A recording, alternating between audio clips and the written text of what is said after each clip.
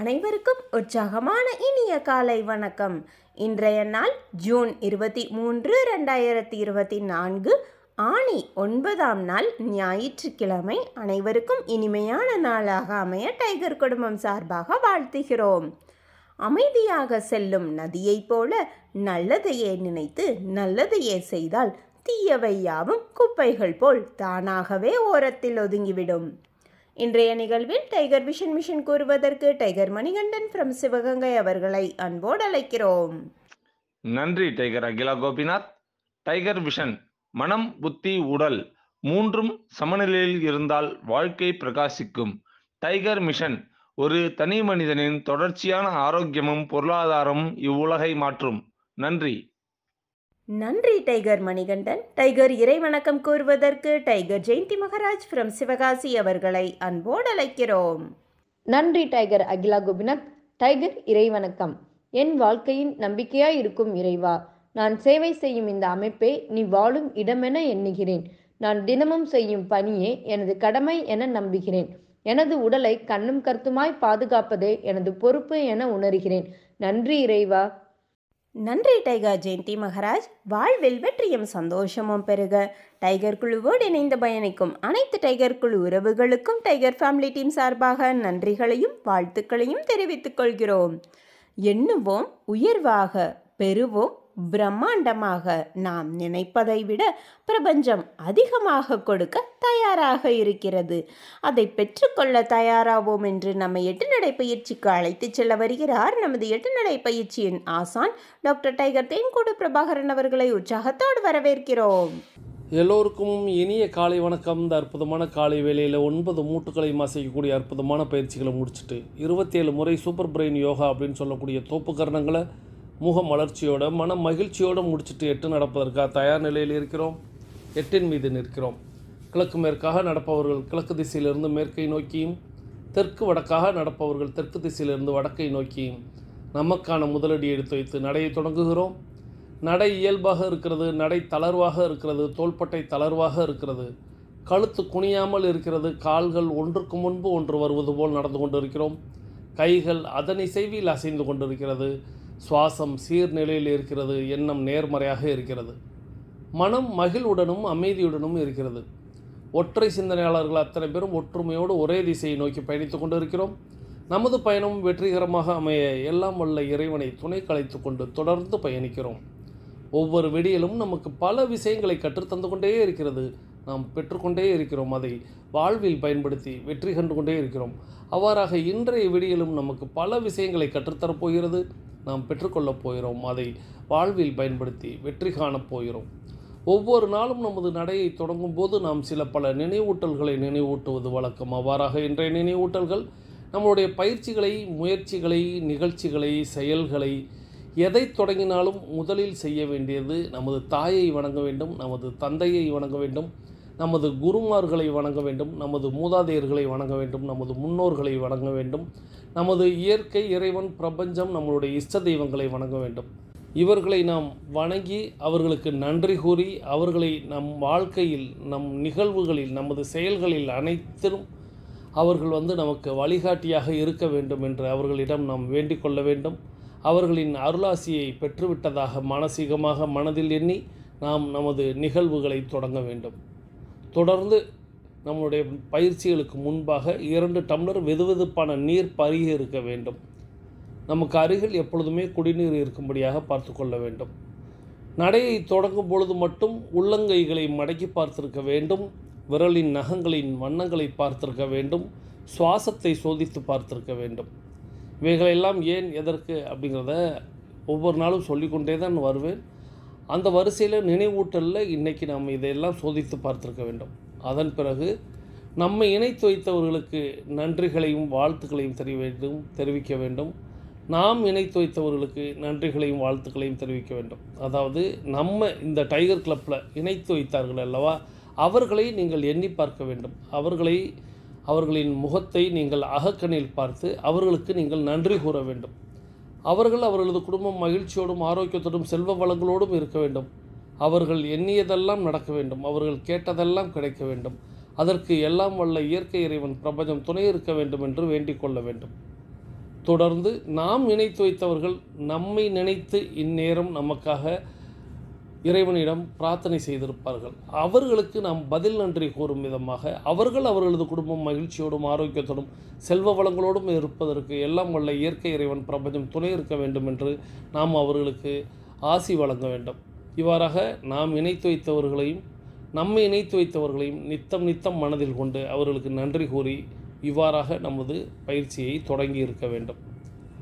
தொடர்ந்து பயிற்சியை தொடங்கும் பொழுது மனதில் சில பல கேள்விகளை எழுப்ப வேண்டும். மனம் என்று இருந்தாலே நமக்கு பல கேள்விகள் உதயமாகிக் கொண்டே தான் இருப்பது வழக்கம்.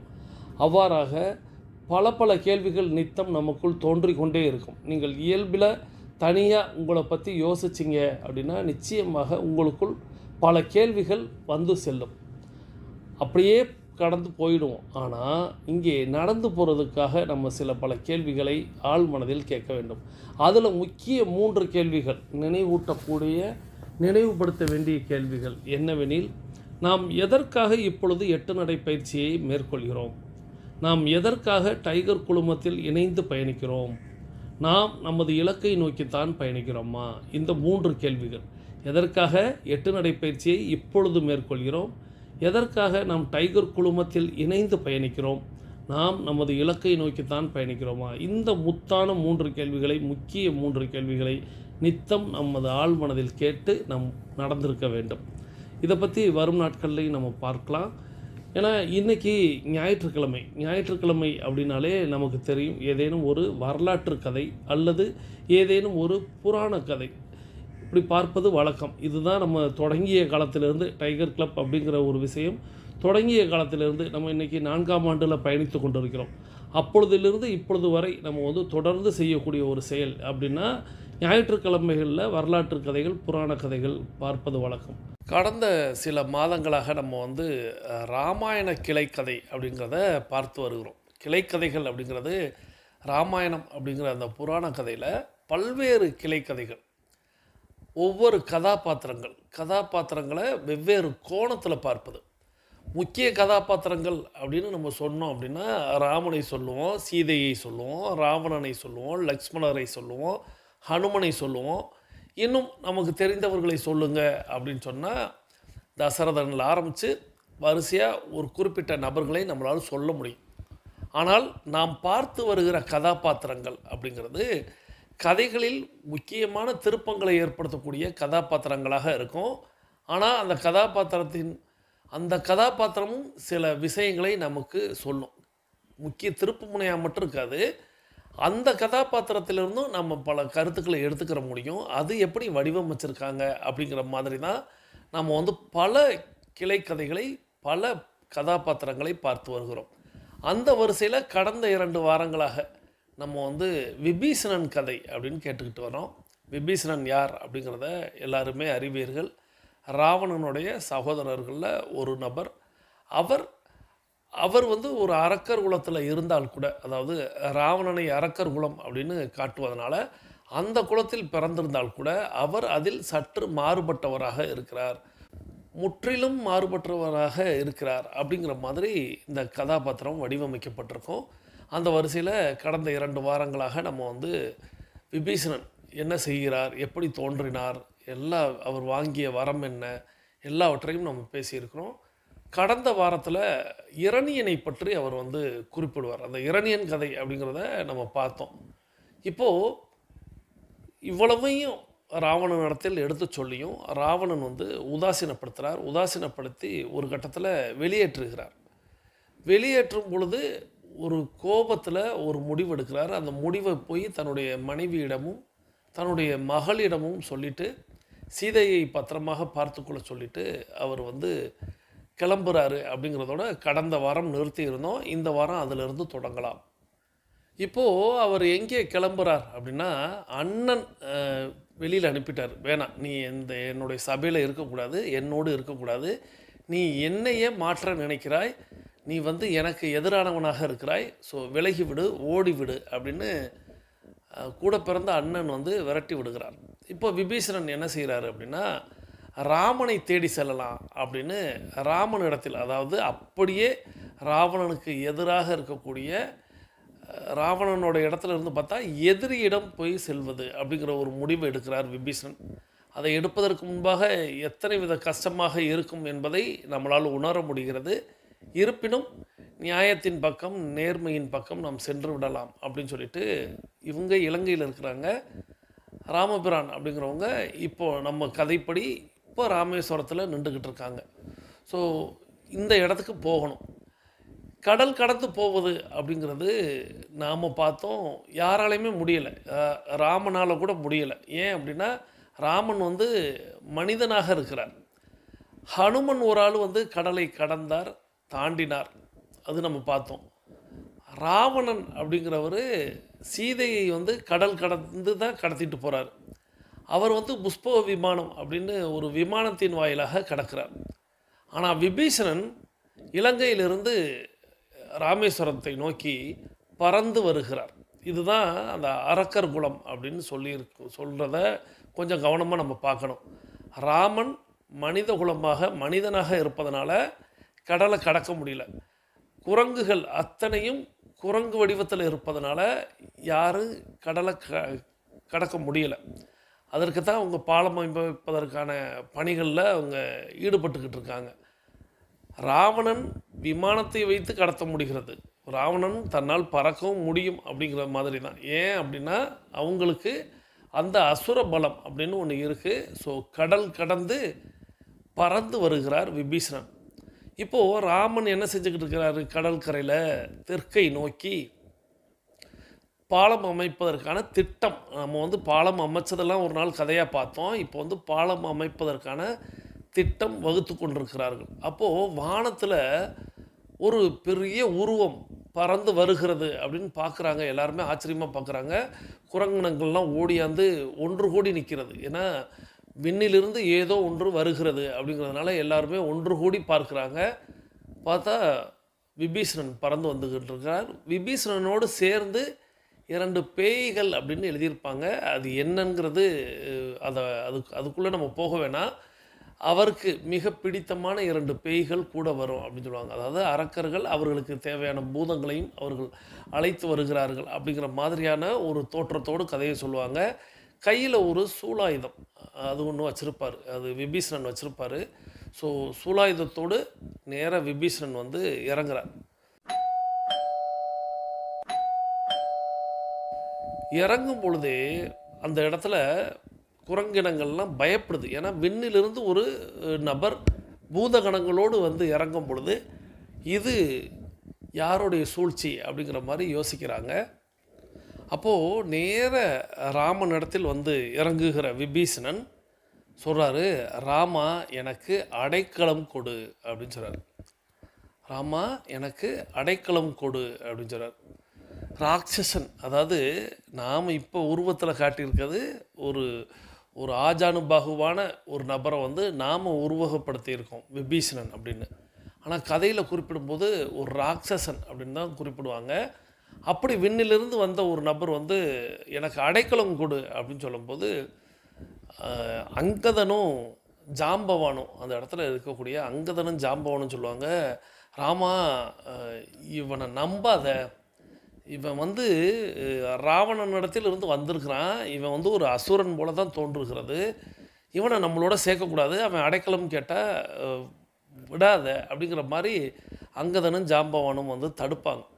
ராமனுக்கு தெரியும் இவர் வந்து விபீஷணன், இவர் வந்து ராவணனுடைய தம்பி அப்படிங்கிறது தெரியும். ஆனாலும் இந்த இடத்துல சுக்ரீவன் கூட வந்து அவனை நம்பாதன்னு அழுத்தம் திருத்தமாக சொல்லுவாங்க. யார் சொல்கிறா? சுக்ரீவன் சொல்கிறாரு, ஜாம்பவான் சொல்கிறாரு, அங்கதன் சொல்கிறார். ஸோ இது எல்லாமே ஒரு தனிப்படை. அந்த படை அனைத்துமே வந்து நம்பக்கூடாது. ஏன் அப்படின்னு அவங்களே சொல்லுவாங்க. நாங்கள் எல்லோரும் தூக்கத்தில் இருக்கும்போது, நாங்கள் எல்லாருமே பலசாலிகள் தான், தூக்கத்தில் இருக்கும்போது எங்களை கொல்ல திட்டமிட்டிருக்கலாம் அப்படிங்கிற மாதிரி அவங்க அடுத்த பாயிண்ட்டை சொல்கிறாங்க. நீ இவனை எங்களோட சேர்த்துட்ட அப்படின்னா நாங்கள் எல்லோரும் தூங்கி கொண்டிருக்கும் பொழுது எங்களை கொல்வதற்கு, கல்லை தூக்கி போட்டு கொல்வதற்கு வாய்ப்புகள் இருக்குது. ஸோ கண்டிப்பாக இவனை சேர்க்காத அப்படின்னு சொல்கிறாங்க. இப்போது கொஞ்சம் அந்த இடத்துல விபீஷணனுக்கு என்ன பண்ணுறதுனே தெரியாது. அடைக்கலம் கேட்டு வந்துட்டோம், அண்ணனை தாண்டி வந்துட்டோம், ராமனை நாடி வந்துட்டோம். ஆனால் ராமனிடத்தில் இருப்பவர்கள் எல்லோருமே இவனை நம்பாத, இவன் ராவணனுடைய ஆள், இவன் ராட்சசன், இவன் நம்மளை கொல்றதுக்கு தயங்க மாட்டான், இவனை நம்மளோடு சேர்த்து கொள்ளக்கூடாது அப்படின்னு அப்படி எல்லாருமே அந்த இடத்துல எதிர்ப்பு தெரிவிக்கும்போது அவருக்கு ஒரு நற்சான்றிதழ் ஒருத்தவங்க வழங்குறாரு. யார் அவருக்கு நற்சான்றிதழ் வழங்குறது அப்படின்னா ஹனுமன். ஹனுமன் என்ன சொல்கிறாரு அப்படின்னா, இவர் நல்லவர் அப்படின்னு சொல்கிறார். எப்படி இருக்கும் அந்த சுச்சுவேஷனை யோசித்து பார்ப்போமே. ஒரு கூட்டம், அந்த கூட்டத்துக்கு இடையே அடைக்கலம் தேடி வந்த ஒரு நபர், அவருக்கு அடைக்கலம் கொடுக்கக்கூடாதுன்னு அந்த மொத்த கூட்டமும் சொல்லுது. அப்போது என்ன வழி அப்படின்னு அவர் திணறி கொண்டிருக்கும்போது, திகைத்து கொண்டிருக்கும்போது ஒரு நபர் வந்து நற்சான்றிதழ் வழங்குறார். அவர் வந்து நல்லவர் அப்படின்னு. ஸோ என்னை நல்லவன் சொல்லிட்டான்னு சொல்லுவாங்கள்ல, அதுபோல் அந்த இடத்துல சொல்லவும் ராமன் வந்து ஹனுமனை பார்க்க, ஆமாம் நான் போயிருந்தேன்ல இலங்கைக்கு, ஸ்ரீலங்கா போயிருக்கும்போது அங்கே அந்த அவையில், அந்த சபையில் என்னை வந்து அவமானப்படுத்தினாங்கல்ல, அந்த செய்தியெல்லாம் நீங்கள் அறிவிங்கல்ல, அந்த இடத்துல எனக்குன்னு பேசின ஒரு நபர் அப்படின்னு பார்த்தா அது இவர் தான், விபீஷணன் அப்படின்னு சொல்லிட்டு விபீஷணனை வந்து அந்த இடத்துல அந்த கூட்டத்தில் உள்ளவங்களுக்கு அறிமுகப்படுத்துகிறாங்க. ஸோ அப்போ ராமன் சொல்கிறாரு, என்னை நாடி வந்தவங்க யாராக இருந்தாலும் என்கிட்ட அடைக்கலம்னு கேட்டுட்டா நான் அடைக்கலம் கொடுத்துடுவேன். கூடுதலாக அனுமனும் வந்து சர்டிஃபிகேட் கொடுக்குறாரு. அதனால் தாராளமாக நீங்கள் எல்லாருமே நம்பலாம், நம்மளோட தான் இனிமேல் விபீஷணன் இருக்க போகிறார் அப்படின்னு அந்த இடத்துல ராமன் சொல்கிறார். இப்போது ராமன் வந்து அந்த விபீஷணன் கையில் இருக்கக்கூடிய அந்த தண்டாயுதத்தை பார்க்குறார். இந்த தண்டாயுதத்தை பார்க்கும்போதே அவருக்கு புரிஞ்சிடுது, அவருக்கு அவர் மனிதனாக தான் இருக்கார், ஆனால் அவருக்கு மற்ற விஷயங்கள் எல்லாம் புரிகிறது. ஏன்னா விஷ்ணுவின் கையில் தான் அந்த தண்டம் இருக்கும். இவங்க எல்லாருமே இவர் அவதாரம் எடுக்கும்போது அவரோடு கூட வரக்கூடிய அந்த சங்கு சக்கரம், அந்த ஆதிசேஷன், இந்த தண்டம், இது எல்லாமே ராமனிடத்தில், அதாவது விஷ்ணுவிடத்தில் கூடவே வருமா. இப்போது ஆதிசேஷன் வந்து லக்ஷ்மணன் அப்படின்னு சொல்லுவாங்க.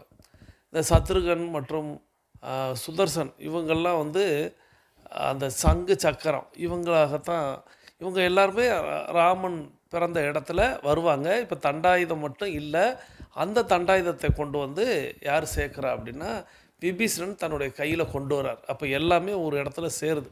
ஒரு இடத்துல சேருதுனாலே இப்போது சொல்லுவாங்களவா, அந்த அவதாரம் எடுக்கும்போது எல்லாமே ஒன்று சேரணும் அப்படின்னு சொல்லுவாங்க. இப்போ சினிமாக்கள்லாம் இதெல்லாம் சேர்ந்தால் மட்டும்தான் இந்த விஷயத்தை அடைக்க முடியும், ஒழிக்க முடியும் அப்படின்னு பல விஷயங்கள் காட்டுவாங்களவா. அதுபோல் இந்த சூலாயுதம்னு சொல்லக்கூடிய அந்த தண்டாயுதம் மட்டும் இல்லாமல் இருக்குது. இப்போ அதுவும் வந்து சேர்ந்துடுச்சு விஷ்ணு கையில் அப்படிங்கிறத ராமன் புரிந்து கொள்கிறார். விபீஷணன் வந்த காரணத்தை புரிந்து கொள்கிறார். ஸோ விபீஷணன் வந்துட்டார். விபீஷணன் வந்ததுக்கு பிறகு இப்போ அவங்க பாலம் அமைக்கிறாங்க. பாலம் அமைச்சு அங்கே போகிறாங்க. விபீஷணன் ஒரு பெரிய பலசாலியா அப்படின்னா, பலசாலி, வீரன், மற்ற எல்லாத்தையும் விட இலங்கையை பற்றி, ராவணனை பற்றி, இராணுவ ரகசியங்களை பற்றி முழுமையாக அறிந்த நபர்.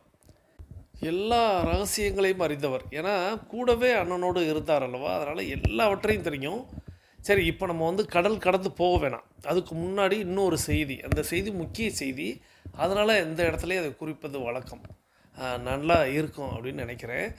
என்ன அப்படின்னா, இப்போது ராமன் வந்து விபீஷணனுக்கு ஒரு உறுதி கொடுக்குறார்.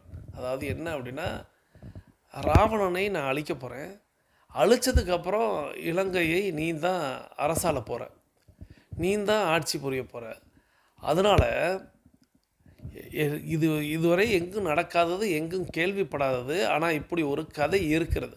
என்ன அப்படின்னா, ராவணன் இலங்கையில் மன்னனாக உயிரோடு இருக்கும் காலகட்டத்திலேயே இலங்கைக்கான மன்னனாக, அதாவது இலங்கையை வெற்றி பெறும் முன்பாகவே ராமன் விபீஷணனுக்கு முறைப்படி அவருக்கு பட்டாபிஷேகம் செய்து வைக்கிறார். நம்ம வந்து பட்டாபிஷேகம் வந்து எல்லாரும் என்ன நினைத்து கொண்டிருப்போம் அப்படின்னா, ராவணனை அழித்த பிறகு ராமன் வந்து விபீஷணனுக்கு பட்டாபிஷேகம் செய்து வைத்தார்னு நம்ம நினைப்போம்.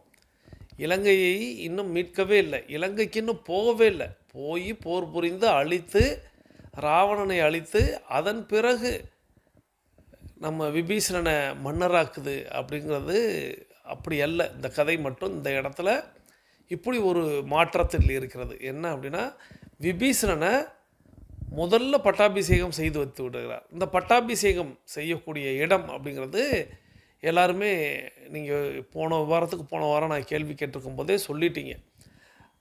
விபீஷணனுக்கு பட்டாபிஷேகம் செய்த இடம் வந்து கோதண்ட ராமர் கோவில் அப்படின்னு சொல்லிட்டு ராமேஸ்வரத்துக்கும் தனுஷ்கோடிக்கும் நடுவில், அதாவது ராமேஸ்வரத்துலேருந்து தனுஷ்கோடி போகிற பாதையில் கோதண்ட ராமர் கோவில்னு ஒரு கோவில் இருக்கும். அந்த கோவிலில் தான் பட்டாபிஷேகம் நடைபெற்றது. ஸோ இங்கே இருந்து கிளம்புறதுக்கு முன்னாடியே, இந்த இடத்துல இருந்து பாலம் அமைக்கணும்னு திட்டம் போடுறதுக்கு முன்னாடியே பட்டாபிஷேகம் செய்து முடிக்கப்பட்டது. அப்படின்னா இலங்கையின் மன்னரோடு இவங்க வந்து அந்த கடலை கடக்கிறார்கள் அப்படிங்கிறத நம்ம தெரிந்து கொள்ளணும். இந்த பட்டாபிஷேக நிகழ்வு கூட இந்த ஆனி மாதம், இப்போ நம்ம ஆனி மாதம் தான் நடைபெற்று கொண்டிருக்கிறது. ஸோ ஆனி மாதம் வளர்பிறை நவமி தினம் அப்படின்னு சொல்லக்கூடிய நாளில் தான் செய்யப்பட்டதாக சொல்கிறாங்க. அப்போது நாம் இந்த கதை சொல்லக்கூடிய இந்த காலகட்டத்தில் தான் எத்தனையோ 1000 ஆண்டுகளுக்கு முன்பாக நடைபெற்றிருக்கிறது இந்த பட்டாபிஷேக நிகழ்வு அப்படிங்கிறதையும் நம்ம கூடுதலாக தெரிந்து கொள்ளலாம். இந்த மாதத்தில் ஆனி, இப்போ நம்ம வந்து ஆனியில் வந்து நம்ம 9ஆம் தேதியில் நிற்கிறோம். ஆனால் ஆனி கடைசியில் தான் அந்த வளர்பிறை நவமி வரும். ஏன்னா நேற்றைக்கு முந்தைய நாள் தான் பௌர்ணமி. ஸோ பௌர்ணமியிலேருந்து தேய்பிறை போய்கிட்டு இருக்கும். ஸோ மீண்டும் அமாவாசை வந்ததுக்கப்புறம் அந்த வளர்பிறைன்னு ஒன்று வருது அல்லவா, அதில் 9ஆம் நாள், அந்த நாளில் தான் பட்டாபிஷேகம் நடைபெற்றதாகவும் அந்த விழாவை இன்னைக்கு வரைய கொண்டாடிக்கிட்டு இருக்கிறாங்க அப்படிங்கிற கூடுதல் தகவலையும் நம்ம தெரிந்து கொள்ளலாம். இந்த கோதண்டராமர் கோவில் நிறைய பேர் பார்த்துருப்பீங்க, நிறைய பேர் பார்க்காம விட்டுருப்பீங்க. ஏன்னா அழைத்து செல்லும்போது அந்த கோவிலுக்கெல்லாம் யாரும் அழைத்து செல்ல மாட்டாங்க. அப்படியே ஆனந்தி வேளை கையை கட்டிட்டு போயிடுவாங்க. பட் இந்த கோவில் வந்து நம்ம போன நேரத்தில் அந்த புனரமைப்பு அப்படிங்கிற ஒரு வேலை நடந்துக்கிட்டு இருந்துச்சு. அதனால் நாம் அந்த நேரத்தில் போகலை. ஆனால் இந்த கோவில் அப்படிங்கிறது பட்டாபிஷேகம் நடைபெற்ற இடம் அப்படிங்கிறத மட்டும் இந்த நேரத்தில் நம்ம தெரிஞ்சுக்கலாம். ஸோ வாய்ப்பு இருப்பவர்கள் எப்பொழுது வாய்ப்பு கிடைத்தாலும் நீங்கள் ராமேஸ்வரம் வந்து நீங்கள் தனுஷ்கோடி போகிற பாதையில் இருக்கக்கூடிய கோதண்ட ராமர் கோவில் அப்படிங்கிற அந்த இடத்த நீங்கள் பார்க்கலாம். அந்த இடத்துல ரொம்ப சின்ன கோவில் மாதிரி தான் இருக்கும். ஆனால் விசேஷம் நிறைந்த கோவில் அப்படிங்கிறத மட்டும் மனதில் கொண்டு இப்போது நம்மளுடைய 21 நிமிடம் அப்படிங்கிறது நிறைவுக்கு வருகிறது. பேசிக் கோர்ஸில் இருக்கக்கூடியவங்களுக்கும் அட்வான்ஸ் கோர்ஸில் இருக்கக்கூடியவங்களுக்கும் இந்த 21 நிமிடம் அப்படிங்கிறது முக்கியமான ஒரு தருணம். ஸோ இந்த நேரத்தில் நம்ம எல்லோரும் தொடங்கின திசைக்கு வந்துடலாம். பேசிக் கோர்ஸில் இருக்கக்கூடியவங்களும் அட்வான்ஸ் கோர்ஸில் இருக்கக்கூடியவங்களும் உங்களுடைய உள்ளங்கைகளை மடக்கி பாருங்கள், இறுக்கமாக இருக்கிறது. விரலின் நகங்களின் வண்ணங்களை பாருங்கள், சிவப்பு வண்ணத்தில் மாறி இருக்கிறது. சுவாசத்தை சோதித்து பாருங்கள். 2வது நாசியிலும் சுவாசம் வரக்கூடிய இந்த வேளையில் நமக்கு அருகில் இருக்கக்கூடிய குடிநீரை எடுத்து நிறுத்தி நிதானித்து ரசித்து ருசித்து பருகிக்கொள்கிறோம். தண்ணீர் பருகுதல் என்பது ஒரு கலை என்பதை நாம் அறிவோம். தண்ணீர் பருகும் பொழுது நமது கவனத்தை தண்ணீரில் தான் வைக்க வேண்டும்.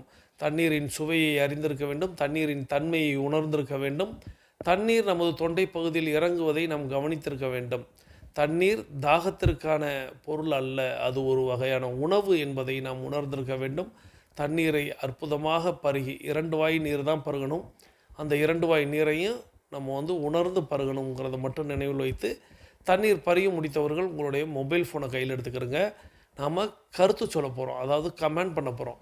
இன்றைக்கி நம்ம என்ன கமெண்ட் பண்ண போகிறோம் அப்படின்னா, ராமநாதபுரம் மாவட்டம் அப்படின்னு சொன்னால் உங்களுக்கு நினைவுக்கு வரக்கூடிய ஒரு 5லிருந்து 10 பட்டியலிடுங்கள்.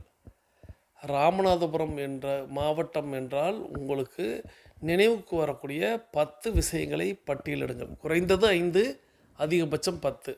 ஸோ உங்களுக்கு ராமநாதபுரம் சொன்னாலே வெளியில் வேறு எங்கே, ஏன்னா ராமநாதபுரத்தில் பயணிப்பவர்களை விட நிறைய பேர் வெளியிலேருந்து நிறைய பேர் பயணிக்கிறோம். ஸோ அப்படி பயணிக்கும் பொழுது ராமநாதபுரம் சொன்னால் உடனே கோயம்புத்தூர்னு எழுதிடாதீங்க. ஏன்னா கோயம்புத்தூரில் ஒரு ராமநாதபுரம் இருக்குது. ராமநாதபுரம் மாவட்டம் அப்படின்னு சொன்னால் உங்களுக்கு எதெல்லாம் நினைவுக்கு வரும் அதையெல்லாம் பட்டியலிடுங்க. 1, 2, 3, 4ன்னு. ஸோ நிறைய விஷயங்கள், நானும் மற்றவர்கள் வந்து வெளியூர்லேருந்து ராமநாதபுரம் சொன்னால் எதை நினைக்கிறாங்க அப்படிங்கிறத தெரிந்து கொள்வதற்கு ஆர்வமாக காத்திருக்கிறேன். ஸோ ராமநாதபுரம் மாவட்டம் என்றால் உங்களுக்கு நினைவுக்கு வருவது எதது? ஸோ இதை வந்து 1லிருந்து, அதாவது குறைந்தபட்சம் 5, அதிகபட்சம் 10 பட்டியலிடுங்கள். இந்த சுவாரஸ்யமான கருத்துக்களை எதிர்பார்த்து காத்திருக்கிறேன். உங்களுடைய கருத்துக்கள் பதிவிடக்கூடிய அத்தனை அன்பு சகோதர சகோதரிகளுக்கும் அவர்களது குடும்பம் மகிழ்ச்சியோடும் ஆரோக்கியத்தோடும் செல்வ வளங்களோடும் இருப்பதற்கு எல்லாம் வல்ல இயற்கை இறைவன் பிரபஞ்சம் துணை நிற்க வேண்டும் என்று வேண்டி வணங்கி வாழ்த்தி, தொடர்ந்து பேசிக் கோர்ஸில் இருக்கக்கூடியவங்க எல்லாரும் அஃபர்மேஷன் விசுவலைசேஷன் செய்துட்டு மீதி இருக்கக்கூடிய கதையை நீங்கள் கேட்டு மகிழுங்கள். அட்வான்ஸ் கோர்ஸில் இருக்கக்கூடிய நாம் எல்லாரும் நமக்கான அடுத்த 21 நிமிட நடையை தொடங்கப் போகிறோம். வாருங்கள், நமக்கான நேரம் தொடங்குகிறது. இப்பொழுது ஆண்கள் அனைவரும் இடதுபுறமாகவும் பெண்கள் அனைவரும் வலதுபுறமாகவும், அதாவது ஆண்கள் லெஃப்ட் சைடிலும் பெண்கள் ரைட் சைடிலும் முதலடி எடுத்து வைத்து நடையை தொடங்குகிறோம். நடை இயல்பாக இருக்கிறது, நடை தளர்வாக இருக்கிறது, தோள்பட்டை தளர்வாக இருக்கிறது, கழுத்து குனியாமல் இருக்கிறது, கால்கள் ஒன்றுக்கு முன்பு ஒன்று வருவது போல் நடந்து கொண்டு இருக்கிறோம், கைகள் அதனிசைவில் அசைந்து கொண்டு இருக்கிறது, சுவாசம் சீர்நிலையில் இருக்கிறது, எண்ணம் நேர்மறையாக இருக்கிறது, மனம் மகிழ்வுடனும் அமைதியுடனும் இருக்கிறது. ஒற்றை சிந்தனையாளர்கள் அத்தனை பேரும் ஒற்றுமையோடு ஒரே திசையை நோக்கி பயணித்துக் கொண்டிருக்கிறோம். நமது பயணம் வெற்றிகரமாக அமைய எல்லாம் வல்ல இறைவனை துணை கலைத்து கொண்டு தொடர்ந்து பயணிக்கிறோம். தொடர்ந்து விபீஷணனுக்கு பட்டாபிஷேகம் முடிந்து அவங்க எல்லாருமே கடல் வழியாக பயணிக்கிறாங்க அப்படிங்கிற ஒரு விஷயத்த நம்ம பார்த்தோம். அது ஒரு புதுமையான விஷயம் அப்படிங்கிறத நீங்கள் எல்லாருமே இப்பொழுது எத்தனை பேர் கேள்விப்படுறீங்க அப்படிங்கிறத கூட நீங்கள் தாராளமாக சொல்லலாம். விபீஷணனுக்கு பட்டாபிஷேகம் முடிஞ்சுட்டு தான் இலங்கைக்கு போருக்கே போகிறாங்க அப்படிங்கிற செய்தி எத்தனை பேருக்கு தெரியும் ஏற்கனவே அப்படிங்கிறதும் தெரியாது அப்படிங்கிறதையும் நீங்கள் தாராளமாக பதிலாக சொல்லலாம். இப்போது விபீஷணனுக்கு எல்லா வித ரகசியம் தெரியும். இங்கே தான் ராவணன் கோட்டை விட்டு விட்டாரோ அப்படிங்கிற மாதிரி நிறைய பட்டிமன்றங்களில் இந்த தலைப்பை எடுத்து வச்சு பேசுவாங்க. ராவணன் செய்த தவறுகள் என்ன அப்படிங்கிறதில் பேசும்போது இந்த இடத்த குறிப்பிடுவாங்க. விபீஷணனை விட்டது மிகப்பெரிய தப்பு. விபீஷணன் தான், ஏன்னா அந்த இடத்துல எல்லாருக்கும் பலம் இருக்கும், எல்லா வானரப்படைகளுக்கும் சரி, அங்கதனுக்கும் சரி, ஜாம்பவானுக்கும் சரி, சுக்ரீவனுக்கும் சரி, ஹனுமனுக்கும் சரி, எல்லாருக்குமே ராமன் லக்ஷ்மணன் பலசாலிகள். ஆனால் இலங்கை என்பது திக்கு தெரியாத காடு. எது எங்கே இருக்குது, எப்படி இருக்குது, யார் எத்தனை விதமான படை, இது தெரியாமல் எப்படி போகிறது? ஸோ அப்போது இந்த ஒரு துருப்புச்சீட்டு அப்படின்னு சொல்லுவாங்க அல்லவா, இந்த துருப்புச்சீட்டு விபீஷணன் கிடச்சது வெற்றிக்கு வழிவகுத்தது அப்படின்னு சொல்லி பேச்சாளர்கள் பேசுவாங்க. ஸோ இலங்கைக்குள்ளே போயிடுறாங்க. மற்ற எல்லா விஷயத்தையும் பண்ணாலும் ஒரு விஷயம் நம்ம ஏற்கனவே பார்த்துருப்போம். அதாவது இந்திரஜித் ஒரு தவம் மேற்கொள்வார், தண்ணீருக்குள்ளே தவம் மேற்கொள்வார். நம்ம அந்த கதையை ஏற்கனவே ஒரு முறை குறிப்பிட்டிருக்கேன், நிச்சயம் உங்கள் எல்லாருக்கும் நினைவுக்கு வரும். அந்த யாகத்தை, அந்த தவத்தை தடுத்துடணும். அது வந்துருச்சு அப்படின்னா, அவருக்கான பலன் கிடச்சிருச்சு அப்படின்னா இந்திரஜித்தை வெல்வதற்கு வழியே இல்லை. ஸோ அப்போது அந்த யாகத்தை, அந்த தியானத்தை தடுக்கிறதுக்கு அவர் நிகும்பலா தேவி அப்படிங்கிற அந்த ஆலயத்தில் தான் அவர் இந்திரஜித் தவம் இருப்பார். அந்த நிகும்பலா தேவியோடைய கோவிலுக்கு செல்லக்கூடிய வழி யாருக்குமே தெரியாது, வெளி மக்களுக்கு கூட தெரியாது. அது ராஜ ரகசியம் அப்படின்னு சொல்லுவாங்க அல்லவா, அதுபோல் அப்போது அந்த நிகும்பலா தேவியோட கோவிலுக்கு செல்லக்கூடிய பாதை தெரிந்தால் தானே இந்திரஜித் செய்யக்கூடிய அந்த தியானத்தை கலைக்க முடியும், அந்த யாகத்தை அழிக்க முடியும். அப்போ அதை தடுக்கலை அப்படின்னா வாய்ப்பே இல்லை. இந்திரஜித் பலம் பெற்றுட்டா ராமனால் கூட ஒன்றும் பண்ண முடியாது. அந்த நிகும்பலா தேவியின் கோவிலுக்கு செல்லக்கூடிய பாதையை விபீஷணன் தான் சொல்லிக் கொடுப்பார். அவர் வெளிப்படுத்ததன் வாயிலாகத்தான் அந்த கோவிலுக்கு லக்ஷ்மணன் போய் இந்திரஜித் யாகத்தை அழிப்பார். ஸோ அந்த இடத்துல விபீஷணன் அப்படிங்கிறவங்க ஒரு மிகப்பெரிய சொத்து, மதிப்புமிக்க சொத்துன்னு எழுதியிருப்பாங்க. ஸோ யாருக்கு? ராமனுக்கு மதிப்பு மிகுந்த ஒரு சொத்தாக மாறிவிடுவார். அப்புறம் நம்ம இன்னொரு தகவலையும் நம்ம பார்த்துக்கலாம், அந்த இடத்துல சொல்லலாம் விபீஷணனால் அவங்களுக்கு கிடைத்த வெற்றி அப்படின்னு. இந்த பாஸ்மலோச்சனா அப்படின்னு ஒரு நபர் இருப்பார். பாஸ்மலோச்சனா அப்படிங்கிறவர் ஒரு மிகப்பெரிய அரக்கன். இவங்க இலங்கைக்குள்ளே நுழைவாங்கள் அல்லவா, அப்படி நுழையும் பொழுது அந்த போர் காலத்துலன்னு வச்சுக்கிறோமே, ஒரு மிகப்பெரிய ராட்சசன் கண்களில் மூடி, அதாவது கண்களுக்கு திரை மாதிரி போட்டு வந்துக்கிட்டு இருப்பான். இந்த படை ஃபுல்லாக அந்த பாஸ்மலோச்சனாவை பார்த்து ஓடுவாங்க. அப்படி ஓடும்போது விபீஷணன் தான் தடுப்பார். நிறுத்துங்க, நில்லு ராமா, நிறுத்து, எல்லாரையும் நிறுத்து அப்படின்னு சொல்லிட்டு அவர் சத்தமிடுவார். எல்லாரையும் ராமன் நிறுத்துவார். நிறுத்திட்டு என்னாச்சு விபீஷணா அப்படின்னு கேட்கும்போது அந்த ஒரு ராட்சசன் நம்ம நோக்கி வந்துக்கிட்டு இருக்கான்ல, ஆமாம், அவன் யாருன்னு தெரியுமா? கண்ணை மூடிக்கிட்டு இருக்கானே, யார் என்ன அப்படின்னு கேட்கும்போது, அவன் பேர் வந்து பாஸ்மலோச்சனா. இந்த பாஸ்மலோச்சனாவுடைய பலம் என்ன அப்படின்னா, அவன் ஏன் கண்களுக்கு திரை போட்டிருக்கான் அப்படின்னா, அவனுடைய திரையை அவன் நீக்கிட்டு அவன் எதையெல்லாம் பார்க்குறானோ அவையெல்லாம் பஸ்பமாயிடும். எல்லாமே நெருப்பாகி தீயாகி பஸ்பமாயிடும். அவன் கண்களுக்கு அப்படி ஒரு சக்தி, பவரு. ஸோ அவன் யாரை பார்த்தாலும் எரிஞ்சிடுவாங்க. ஸோ அதனால் அவன் வந்து கண்களுக்கு திரை போட்டிருக்கான். ஸோ நம்ம படை போச்சுன்னா இப்போ நம்மளுடைய படையை அவன் பார்த்துட்டானாலே போச்சு, அழிஞ்சிடும் அப்படின்னு சொல்லும்போது, இந்த இந்த இந்த இந்த காட்சியை நீங்கள் அப்படியே யோசித்து பார்க்கும்போது எப்படி இருக்கும்? ஒரு நபரை நம்ம வந்து என்ன எரிக்கிற மாதிரி பார்க்குறான்னு சொல்லுவோம்ல, இந்த பாஸ்மலோச்சனை வந்து பார்த்தாலே எரிச்சிடுவான்.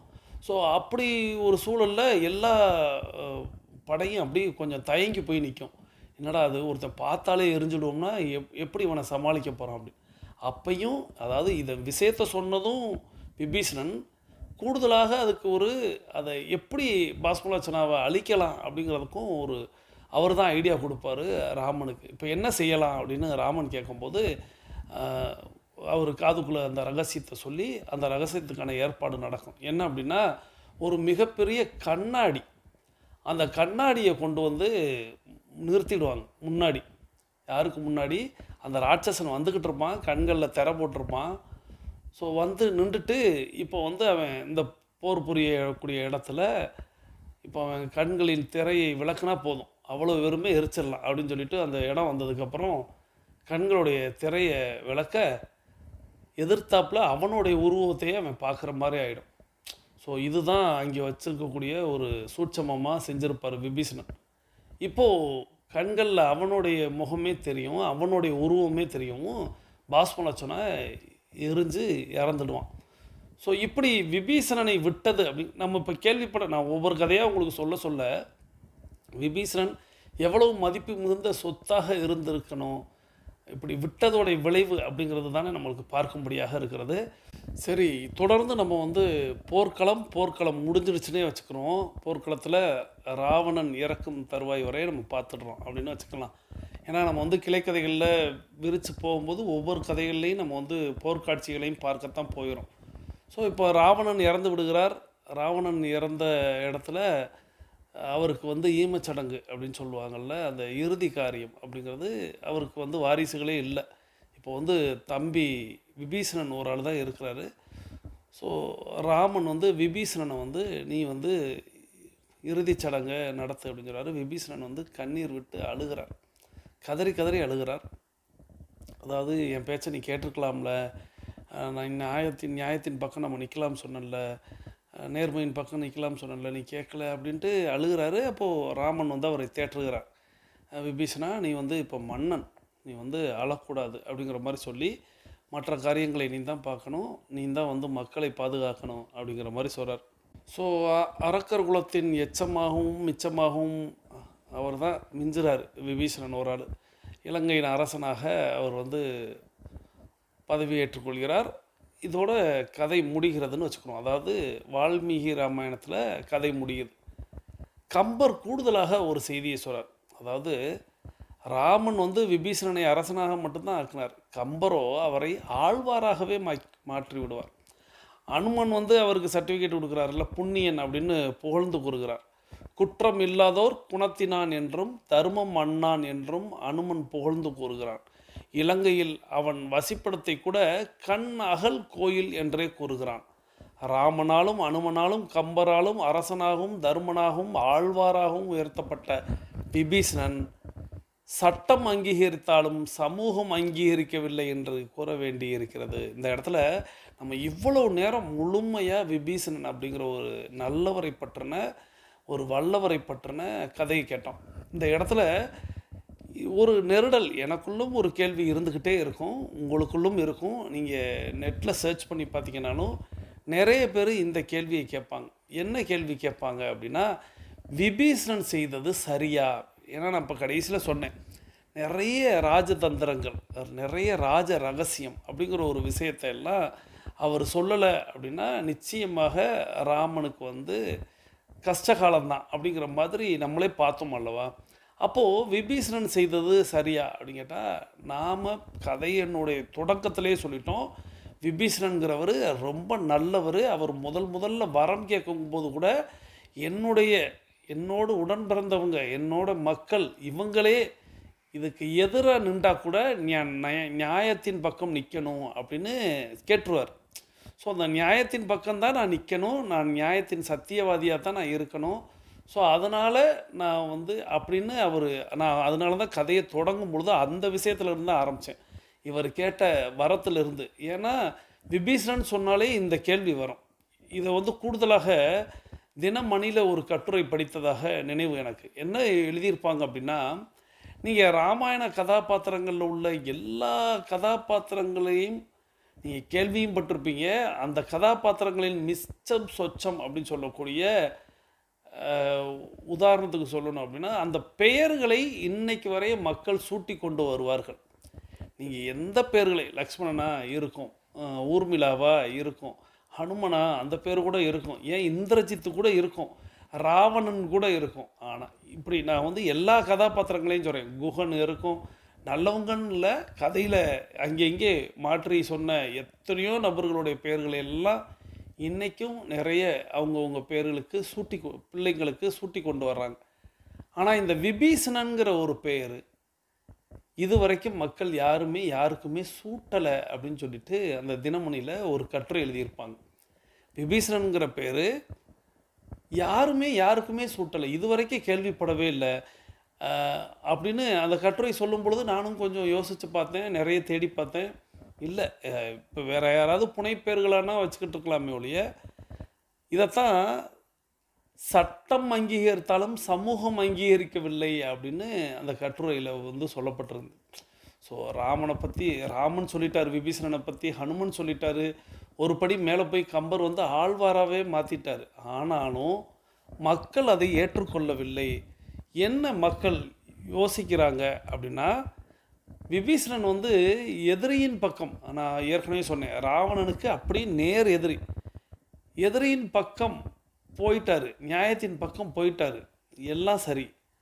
ஆனால் அவர் அந்த ஆட்சி அதிகாரத்துக்கு வந்தார் அல்லவா, அவர் அரசனாக மாறினார் அல்லவா, அங்கே தான் அவர் பெயர் கெட்டதாக அந்த கட்டுரையில் எழுதியிருப்பாங்க. எப்படி அப்படின்னா, அவர் ஒரு துறவியாகவோ ஒரு தியாகியாகவோ அவர் போயிட்டாரு அப்படின்னா அவர் செய்த பணி சரி அப்படிங்கிற மாதிரி இருக்கும். கடைசியில் அந்த அரசை பிடிப்பதற்காக, அந்த ஆட்சி அதிகாரத்திற்கு வருவதற்காக இப்படி செய்துட்டாரோ அப்படிங்கிற மாதிரி ஒரு கேள்வி இருந்துக்கிட்டே இருக்குது அப்படிங்கிற மாதிரி அந்த கட்டுரை முடியும். ஏன்னா விபீஷணனை பற்றி சொல்லிவிட்டு இந்த விஷயங்களை நான் உங்களோடு பகிரலை அப்படின்னா நாளைக்கு உங்களுக்கு இந்த கேள்விகள் சந்தேகம் வரும். இதை பற்றி நான் மனதுக்குள்ளே போட்டு இந்த கதைக்கு அடுத்தாப்புல இதை சொல்லலாமா அப்படின்னு நான் யோசிக்கும் பொழுது, ஏன்னா இவ்வளோ நேரம் கதை நான் கதையை முடிச்சிட்டேன், விபீஷணன் கதையை அற்புதமாக முடிச்சிட்டேன். இவ்வளோ நேரம் கதையில் பார்த்த ஒரு பெரிய கதாபாத்திரத்தை இந்த இடத்துல சிறுமைப்படுத்துவதா அப்படின்னா, நாம் எல்லா கதாபாத்திரத்திலிருந்தும் எதை கற்றுக்கொள்கிறோம் அப்படிங்கிறது முக்கியம். அண்ணன் ராவணனுடைய தர்மத்திற்கு விரோதமாக விபீஷணன் ஆதரிக்க வேண்டிய அவசியம்லாம் இல்லை. ஆனால் எதிர்க்க துணிந்திருந்தாலும் எந்த தவறும் இல்லை. தமது எதிர்ப்பை துறவு பூண்டு காட்டியிருந்தால் விபீஷணனின் தூய்மை அல்லவா வெளிப்பட்டிருக்கும். அப்படி துறவு பூண்டிருந்தால் 1000 ராமனுக்கு சமம் என்று விபீஷணனை அல்லவா கம்பர் பாடியிருப்பார். ஒருவேளை அவர் துறவரம் பூண்டிருந்தார் அப்படின்னா கம்பரே 1000, ஏன்னா நம்ம பலமுறை பார்த்துருக்கோம், திரிசடையவே திரிசடையை பார்த்தோம், மண்டோதரியை பார்த்தோம், சீதையை விட பன்மடங்கு உயர்ந்தவர்கள்னு கம்பர் குறிப்பிட்டதாக நம்ம கடந்த வாரங்களில் பார்த்தோம். அப்படி விபீஷணனையும் சொல்லியிருப்பார் அல்லவா, 1000 ராமனுக்கு சமம் அப்படின்ட்டு.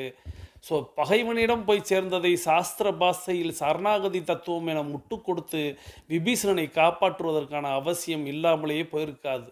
இன்றைக்கி நிறைய பேர் முட்டு கொடுக்குறாங்கள் அல்லவா, சரணாகதி தத்துவம் தான் அது, வேறு வழி இல்லை அப்படின்னு. ஆனால் அப்படிலாம் நம்ம முட்டு கொடுக்கவே தேவையில்லை. அப்படி ஒரு சூழல் வந்திருக்காது அப்படின்னு சொல்லுவாங்க. இலங்கையின் ராஜ பதவியை மறந்துவிட்ட அதன் பிறகாவது அரசியல் துறவறம் மேற்கொண்டிருப்பாரேயானால் விபீஷணனை பெயர் சூட்டிக்கொள்ள சிலராவது ஆசைப்பட்டிருப்பார்கள். பதவி சுகத்தை அனுபவிக்க அல்லவா விபீஷணன் ஆசீர்வதிக்கப்பட்டு விட்டான். அதனால் தானோ என்னவோ விபீஷணன் பெயர் மக்கள் மத்தியில் பிரபலமாகவில்லை என நினைக்க வேண்டியுள்ளது அப்படின்னு அந்த கட்டுரையில் சொல்லியிருக்காங்க. அந்த கட்டுரையை வந்து இப்போ உங்கள்கிட்ட படிச்சுட்டே தேடிட்டேன், நெட்டில் தேடி எடுத்துகிட்டு தான் இப்போ அந்த கட்டுரையோட நான் தொடங்கும் போது தினமணி அப்படின்னு பார்த்தேன், தினமணி விபீஷணன் கொடுத்தேன், வந்துருச்சு. நீங்களுமே அந்த கட்டுரை கிடைக்கும், உங்களுக்கும் பாருங்கள். ஸோ அதில் வந்து இந்த முடிவு அப்படியாவது அந்த பேரை சூட்டி இருப்பாங்க அப்படின்னு சொன்னாங்க. ஸோ இதுதான் விபீஷணன் சொல்ல வரும்போது எனக்கு தோன்றியது. அது தோன்றுனதை இப்போ தட்டச்சு பண்ணி பார்த்துட்டேன். ஸோ விபீஷணனை வந்து இன்னும் சொல்லுவாங்க, ஏன்னா மகாபாரதத்திலேருந்து எடுத்து சொல்லுவாங்க. நம்ம கர்ணனை வந்து இன்றைக்கி புகழ் பாடுறோம். ஏன் புகழ் பாடுறோம் அப்படின்னா, அந்த செஞ்சோற்று கடன் அப்படிங்கிற ஒரு விஷயத்திற்காக தன்னுடைய சகோதரர்களுக்கு கூட எதிர்க்க தயங்க மாட்டார். ஆனால் எந்த இடத்துல இருந்தோமோ அந்த இடத்துல இருந்தவங்களுக்கு சப்போர்ட்டாக இருக்கணும் அப்படிங்கிறதுக்காக. ஆனால் இங்கே வந்து எதிரியாக மாறும் பொழுது இந்த ஒரு கேள்வி இருந்து கொண்டே இருக்குது, இன்னைக்கு வரையே இருக்குது. இன்னமும் கோரா கொஸ்டின்லாம் போய் தேடினீங்க அப்படின்னா நிறைய பேர் இதை பற்றி விவாதிச்சிருப்பாங்க.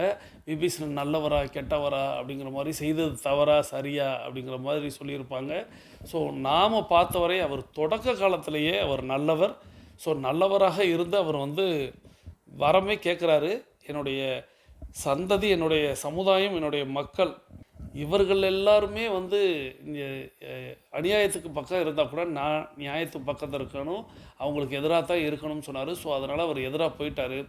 ஆனால் அவரை விட்டது சரியா, அவர் செய்தது சரியா அப்படிங்கிறத இந்த பாடத்திலிருந்து நாம் புரிந்து கொள்ளணும். நான் என்ன சொல்லுவேன் அப்படின்னா, நிச்சயமாக நம்மோடு இருப்பவர்கள் யாராக இருந்தாலும், அது நல்லவர்களோ கெட்டவர்களோ நம்மோடு இருந்து விட்டார்கள் அப்படின்னா, அவர்களுக்கு எதிரியாக இருக்கக்கூடிய நபர்களோடு போய் இணைவது அப்படிங்கிறது கேள்விக்குறி கிடையாது, நான் ஏற்றுக்கொள்ளவே மாட்டேன்.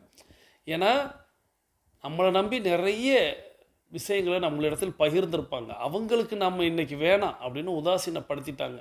அப்படி உதாசீனப்படுத்தும் போது நாம் போய், இது இப்போ சமீபத்தில் கூட இலங்கையில் நடந்த அதே இலங்கை தான்.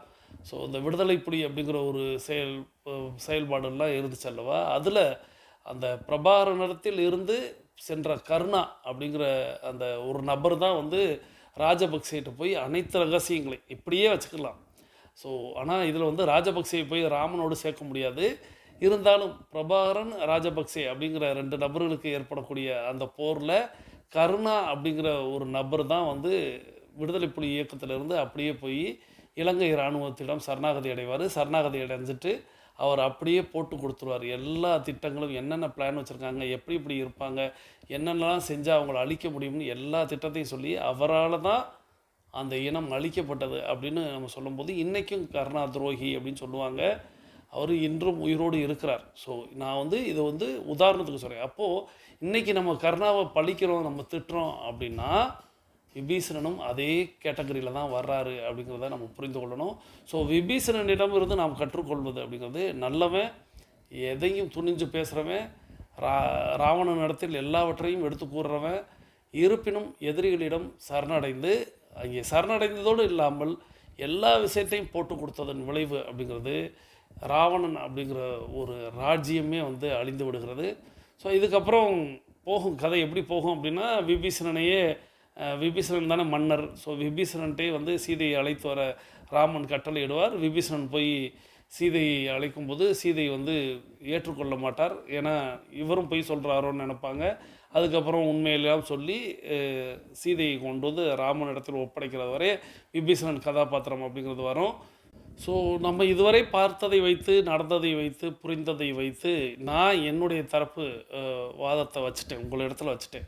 உங்களுக்கு அதை பற்றின எதிர் விளக்கம் இருந்தால் தாராளமாக கருத்து பெட்டியிலே உங்களுடைய கருத்துக்களை பதிவிடலாம். ஏன்னா எல்லாவற்றையும் உங்களிடத்திலே நான் வந்து ஒப்படைத்து விடுகிறேன். என்னுடைய கருத்து என்ன அப்படிங்கிறதையும் சொல்லிட்டேன், கதையை என்னங்கிறதையும் முழுசாக சொல்லிட்டேன், நான் எந்த பக்கம் நிற்கிறேன் அப்படிங்கிறதையும் சொல்லிட்டேன். உங்களுடைய கருத்துக்களையும் தாராளமாக என்னோடு பகிர்ந்து கொள்ளுங்கள். தொடர்ந்து நம்ம பயணிக்கலாம். காரணம், நம்மளுடைய 42 நிமிடம் அப்படிங்கிறது நிறைவுக்கு வருகிறது. நாம் அனைவரும் தொடங்கிய திசைக்கு வந்து விடுகிறோம்.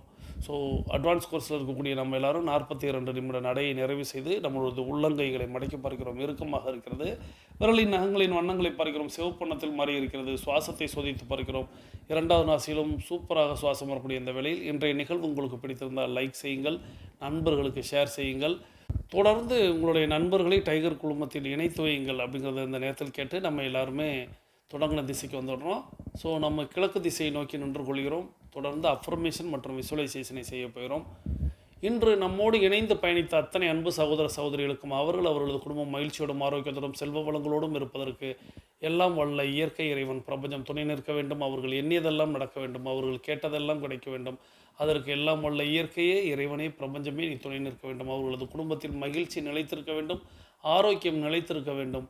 அவர்களுடைய பொருளாதாரம் உயர்ந்து கொண்டே இருக்க வேண்டும். அவர்களுடைய பணி சிறந்து விளங்க வேண்டும்.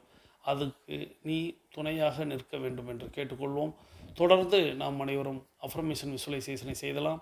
இன்றைய நாள் உங்களுக்கு அற்புதமான நாளாக அமைய எல்லாம் வல்ல இயற்கையை நானும் வேண்டி மீண்டும் சந்திப்போம், கலந்து சிந்திப்போம். வாழ்க நலத்துடன், வாழ்க வளத்துடன். நன்றி.